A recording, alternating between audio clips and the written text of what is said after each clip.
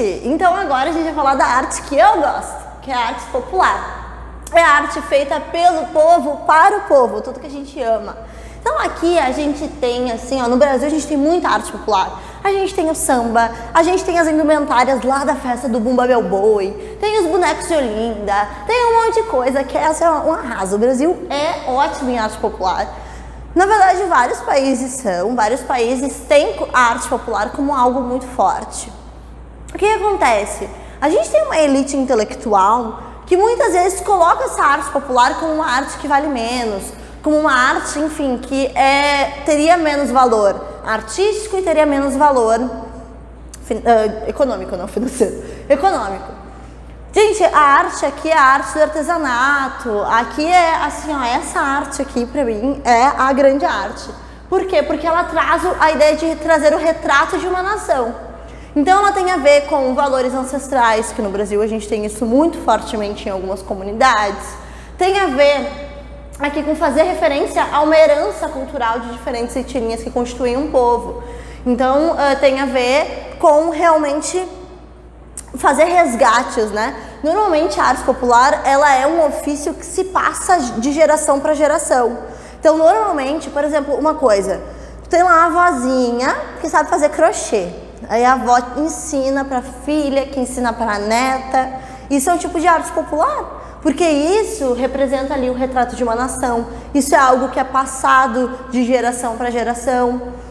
O tricô, enfim, né, o crochê, ele tem muito a ideia também ancestral, essa ideia do tecer, que tem a ver com também tecer narrativas. É super bonito a ideia relativa ao tricô, ao crochê, enfim, várias desses tipos de arte são artes bem antigas e tem a ver com reconstituir uma herança cultural. Então, assim, no Brasil a gente tem várias e a gente pode pensar assim, quando a gente vê artesanato, o artesanato está aqui dentro da arte popular, certo? E aí a gente tem temas diversos. A gente tem o sagrado, místico, né? Que é relativo, então, à religião mesmo. Então isso aparece com muita frequência em vários artesanatos, em vários tipos de arte popular, inclusive em músicas, enfim. Isso é muito forte no Brasil, né? E aí em alguns estados a gente vai ter artes mais ligadas, sei lá, a Umbanda, em outros países, em outros estados também dentro do Brasil, mais ligados ao catolicismo, enfim, mas tem bastante ligação com o sagrado e com o místico. E esse sagrado e esse místico não é o único, né? Existem diversos sagrados e místicos.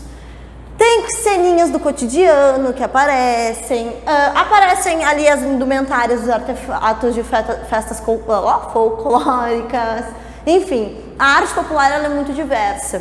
Ainda bem, coisa boa, mostra a pluralidade de um povo, faz um retrato. Por que no Brasil a gente tem muito? A gente é muito plural. Então a gente tem muito desse retrato, um mosaico artístico feito por arte popular, certo? E aí, essa arte ela pode ser de vários tipos. Ela pode ser um artesanato, pode ser cerâmica. Cerâmica é uma das minhas formas artísticas favoritas. Eu sou doida por cerâmica. Eu falo pra minha melhor amiga, que é quem edita os nossos vídeos, e a gente mora juntas, que o meu sonho é ser aquelas senhorinhas que tem um monte de cerâmica em casa, assim, pra hora do chá. Gente, mas enfim, a arte em cerâmica, ela é feita, assim, há muito tempo também. E ela é algo que aparece não só na arte popular, né? Mas na arte popular ela aparece muito frequentemente. Tanto para fazer santinhos, quanto para fazer xícaras, pratos, enfim. Ou para fazer esculturas mesmo. Peças de madeira.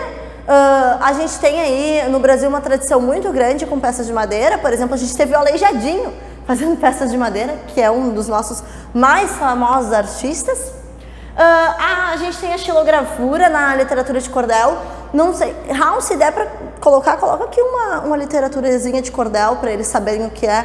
Gente, literatura de cordel é uma expressão linda do norte e do nordeste, uma literatura que por muito tempo foi colocada como uma literatura minoritária.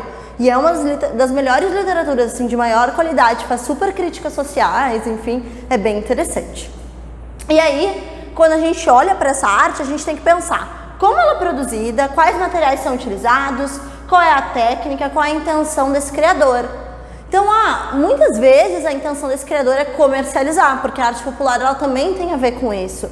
Muitos artistas populares sobrevivem da sua arte. Aquela coisa de vou vender minha arte na praia. Meu sonho, gente, meu sonho. Vou largar tudo e vou vender minha arte na praia. E aí, gente, a gente tem que pensar como ela é produzida, em geral de maneira bem artesanal. Os materiais são materiais mais simples. E a técnica, aí aqui eu discordo com da apostila. Porque, segundo a apostila, a arte erudita teria mais técnica. E eu discordo, porque eu acho que a arte popular tem muita técnica também. Então eu acho que aqui não é um bom critério, mas tudo bem. Em geral, a arte popular ela é anônima. Em geral, não é sempre. Por quê? Porque quando eu compro lá um artesanato, o ideal era que a gente valorizasse aquele artesão, né? Mas em geral essa arte é anônima, a gente não sabe quem é que produziu, enfim. Não é o ideal, mas acontece, infelizmente. Então ela é em geral anônima porque ela também, normalmente a arte popular ela não é criada somente uma peça, ela é criada várias para ser comercializada e por isso é anônimo, mas nem toda a arte popular é anônima. A gente tem, por exemplo, o samba enredo em geral a gente sabe quem é a pessoa que escreveu, certo? Que compôs. Então, em geral, anônima. Se preocupa então em apresentar a visão de um mundo, de um determinado grupo social. Então, algumas dessas artes populares, não são todas, vão representar uma visão de mundo, de um povo, de um grupo social, de um grupo artístico. Então, por exemplo, às vezes a gente está na rua e a gente vê aqueles lambe-lambe colado nas paredes da cidade. Isso é um tipo de arte. Em geral, tem uma mensagem de cunho ideológico no lambe-lambe ali da parede.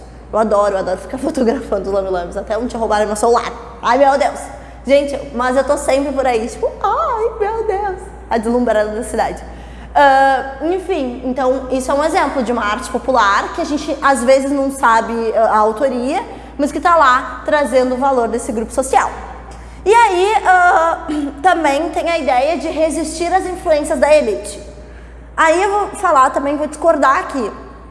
Em algumas artes populares, elas têm a ideia de resistência. Por exemplo, o maracatu.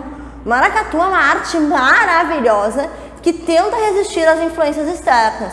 Mas hoje em dia, pensando na globalização, pensando que obra de arte virou mercadoria, nem sempre os artesãos conseguem resistir às influências da elite, porque eles precisam vender aquela obra de arte, porque aquilo também se tornou mercadoria. Certo, gente? Então, dessa parte aqui é isso.